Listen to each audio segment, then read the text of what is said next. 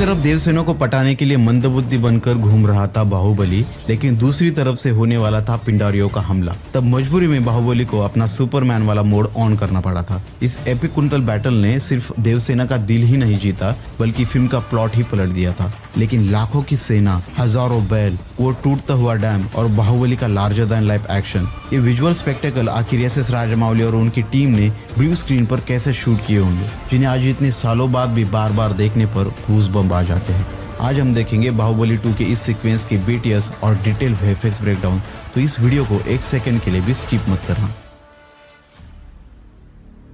ये iconic shot याद है जहां एक गुस्से वाला बैल देवसेना की तरफ दौड़ता है और बाहुबली उसे बचा लेता है। पर क्या आप जानते हो ये शॉट शूट कैसे हुआ था? सेट पर एक आदमी था जिसके हाथ में बैल के सिर का डमी मॉडल दिया गया था। उस डमी मॉडल को यूज करके रॉ फुटेजेस शूट किए गए और बाद में वीएफएक्स टीम ने उसमें ऐसी जान फूंक दी थी कि स्क्रीन पर हम सबको वो बैल बिल्कुल असली लगा था।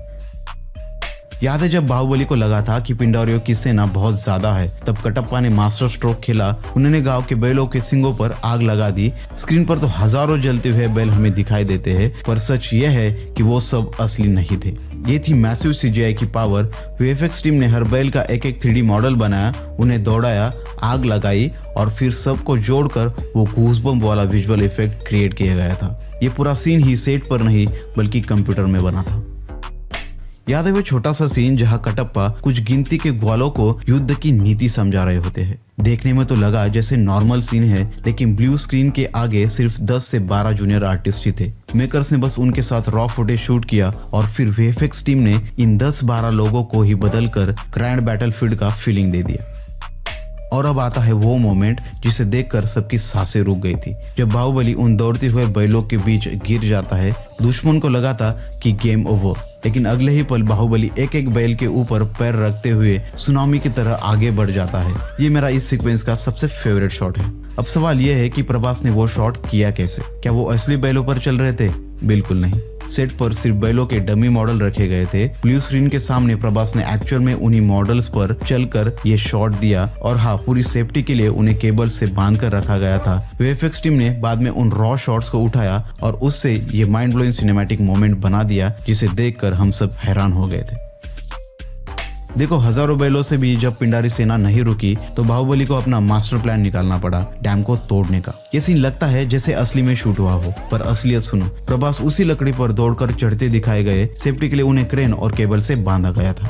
अब प्लान था कि वो डैम की दीवार बैलों से तुड़वानी है। इस रॉ फुटेज को देखो, कितना सिंपल लग रहा है ना, लेकिन वीएफएक्स टीम ने इसे उठाया और स्क्रीन पर डैम को इतना रियल बना दिया कि लगता है जैसे असली में पानी की सुनामी आकर पिंडारियों को बहा ले गई हो। स्क्रीन पर तो हजारों लाखों में पिंडार की सेना दिखी, पर असल में सेट पर सिर्फ 50 से 100 जूनियर आर्टिस्ट ही थे।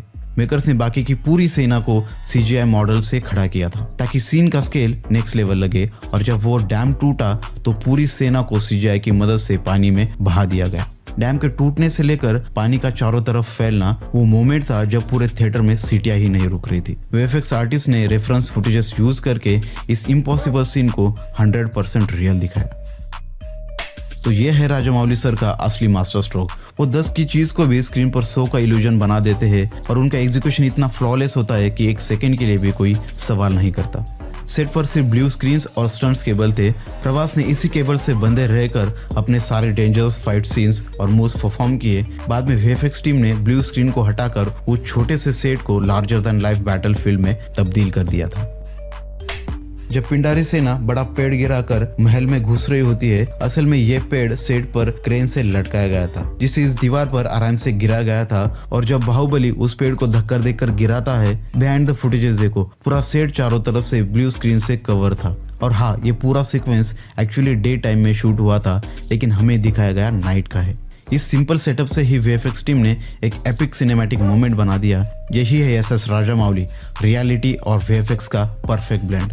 सच कहूँ तो बाहुबली एक ऐसी परफेक्ट रेसिपी थी जिसके इंग्रेडिएंट्स, वो टाइम, वो बजट, वो टीम शायद खुद एस.एस. राजामौली भी दोबारा नहीं ला सकते। ये सिर्फ एक फिल्म नहीं, ये इंडियन सिनेमा का